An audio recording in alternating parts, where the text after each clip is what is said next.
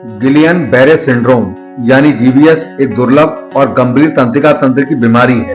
यह बीमारी शरीर की रोग प्रतिरोधक प्रणाली तंत्रिकाओं पर हमला करती है, जिससे अचानक कमजोरी और लकवा हो सकता है।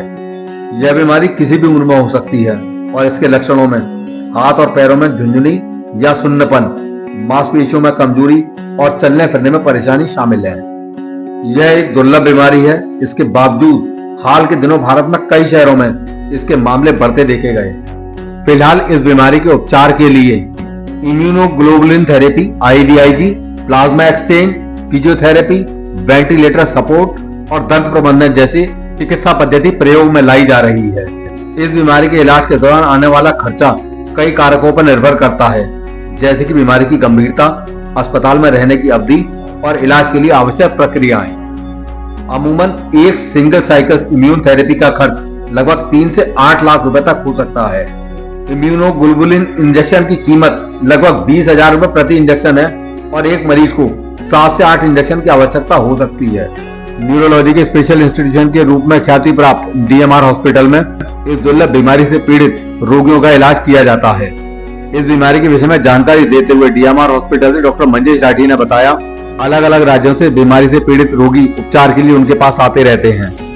वर्तमान में इस बीमारी से पीड़ित एक 7 वर्षीय बच्चे का उपचार उनकी देखरेख में चल रहा है। महंगे इलाज और परिवार की आर्थिक स्थिति को देखते हुए DMR ट्रस्ट के सहयोग से बच्चे का उपचार चल रहा है।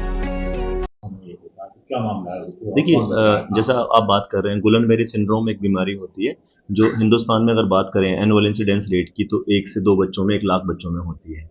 अच्छा, अभी कुछ दिन पहले पुणे में भी गुलन-बेरी के कुछ बच्चे आए थे, तो ऐसे बच्चे में उसके हाथ पैर चलने बंद हो जाते हैं, सांस में दिक्कत आती है, सांस की नसें भी कमज़ोर होती हैं, रेस्पिरेटरी फेलियर बोलते हैं, उसमें चला जाता है। तो ऐसे बच्चे हमारे पास आते रहते हैं गुलन-बेरी के। अभी भी एक बच्चे का इलाज चल रहा है, काफ़ी गरीब बच्चा है, तो उसको जैसे कि इसमें जो ट्रीटमेंट ऑफ चॉइस है IVIG बोलते हैं, इम्यूनोग्लोबुलिन्स बोलते हैं, वो दी गई है।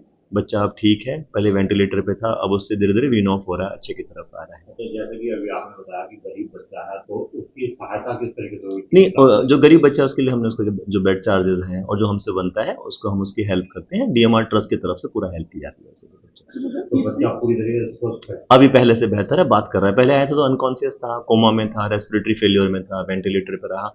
अब अपना जो है आंखें खोल रहा है, जीभ दिखा रहा है, मतलब अब कमांड फॉलो कर रहा है। कितने दिन में वो पूरी तरीके से स्वस्थ हो जाता है? देखिए, गुलन-बेरी का बच्चा कम से कम 3 से 4 महीने 5 महीने लग जाते हैं ठीक होने में, हर एक का अपना अपना मियाद है, तो 3 से 5 महीने का टाइम मान के चलिए, पर वो हो जाएगा। अब ऐसा देखिए ना, बच्चे की पावर बिल्कुल जीरो है, हाथ पैर नहीं चल रहे हैं, सांस में दिक्कत है, वेंटिलेटर पे, सारी चीज़ें ठीक होनी चाहिए। डॉक्टर साहब, बच्चे की एज कितनी होगी? और बच्चे की एज 7 साल के आसपास एज है उसकी। तो सर, इस तरह की जो बीमारी है उसके सिम्टम क्या है? इसमें देखिए सिंपल सिम्टम है, पब्लिक के अवेयरनेस के लिए पता होना चाहिए। अगर किसी के एकदम से पैर चलने बंद हो जाए, फिर उसके हाथ चलने बंद हो जाए और सांस में दिक्कत आनी शुरू हो जाए, तो गुलन-बेरी सिंड्रोम है मोस्टली। इसमें क्या होता है, चारों हाथ पैर चलने बंद हो जाते हैं। उसको असेंडिंग पैरालिसिस बोलते हैं कि पैरालिसिस ऊपर की तरफ जाता है, पैर से शुरू होकर हाथ की तरफ जाता है, असेंडिंग पैरालिसिस बोलते हैं इसको।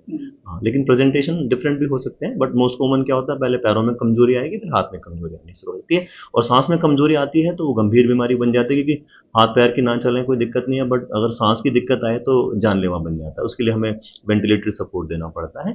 तो बच्चा हमारा स्वस्थ है, बढ़िया है, अच्छा है। ऐसे हमने हर महीने में 1-2 बच्चे आते रहते हैं। इंसिडेंस रेयर है, बट हमारा इंस्टीट्यूशन न्यूरोलॉजी के लिए एक स्पेशल इंस्टीट्यूशन है हमारे पास, जो करीबन कई स्टेट से पेशेंट आते हैं, तो ऐसे बहुत से बच्चे आते रहते हैं।